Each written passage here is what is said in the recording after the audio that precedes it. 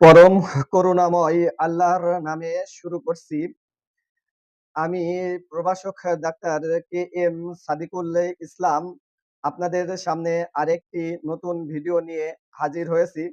ভিডিওটি অতি গুরুত্বপূর্ণ, তাই ভিডিওটি না টেনে অবশ্যই গুরুত্ব সহকারে দেখবেন এবং আরেকজনকে দেখার জন্য ভিডিওটি অবশ্যই শেয়ার করে দেবেন এবং লাইক কমেন্ট করবেন, কারণ একটি লাইক কমেন্টের আমাকে ভিডিও তৈরি করতে উৎসাহ করে।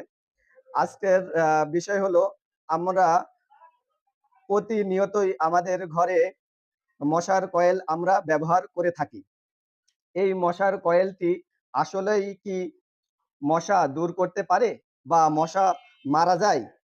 এই মশার কয়েল ব্যবহারের ফলে আমাদের মানব শরীরে কি কি ক্ষতি হয় এবং তার সতর্কতা সম্পর্কে আমি আলোচনা করব।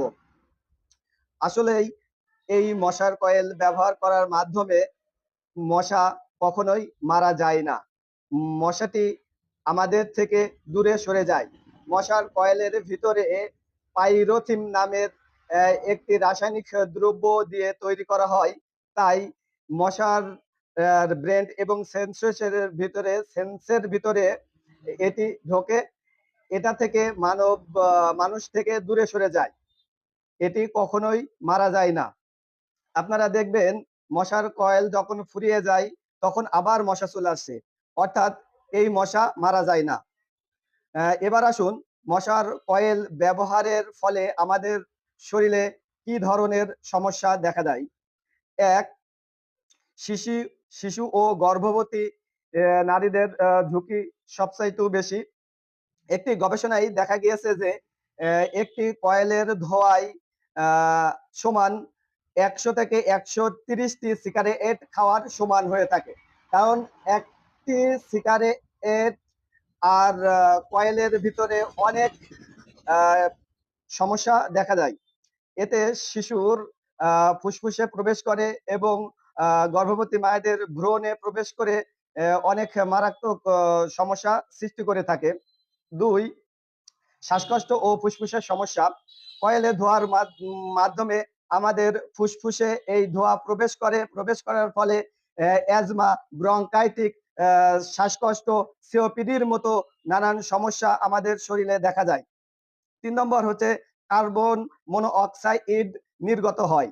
কয়েলের ধোঁয়ার মাধ্যমে আমাদের ফুসফুসে এবং নাকের মাধ্যমে আমাদের শরীরে কার্বন মনোঅক্সাইড প্রবেশ করে এবং প্রবেশ করার ফলে মাথা ব্যথা, বমি বমি ভাব এবং নানান সমস্যার সৃষ্টি হয়ে থাকে। ৫, ত্বক ও চোখের সমস্যা।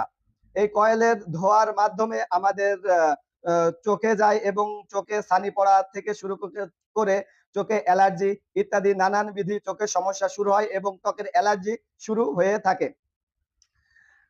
এরপরে হচ্ছে নার্ভাস সিস্টেমের সমস্যা। গবেষণায় দেখা গেছে যে কয়েলের যে রাসায়নিক দ্রব্য দেয়া রয়েছে, এটি আমাদের মস্তিষ্কে প্রবেশ করে এবং ব্রেনের কার্যক্ষমতা হারিয়ে ফেলে, ফলে স্মৃতিশক্তি লোপ পায় এবং মাথা ব্যথা এবং বমি বমি ভাব এবং মনোযোগের অভাব সৃষ্টি করে থাকে।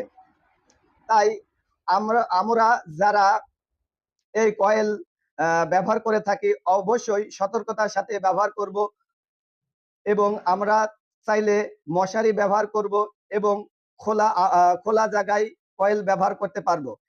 কিন্তু আবদ্ধ ঘরে, আটকা ঘরে কয়েল ব্যবহার করলে এটির ক্ষতির পরিমাণ আরো বেশি। তাই আমরা আজ থেকে যেন কয়েল ব্যবহার করার থেকে সতর্কতা থাকি এবং অ্যাভয়েড করি।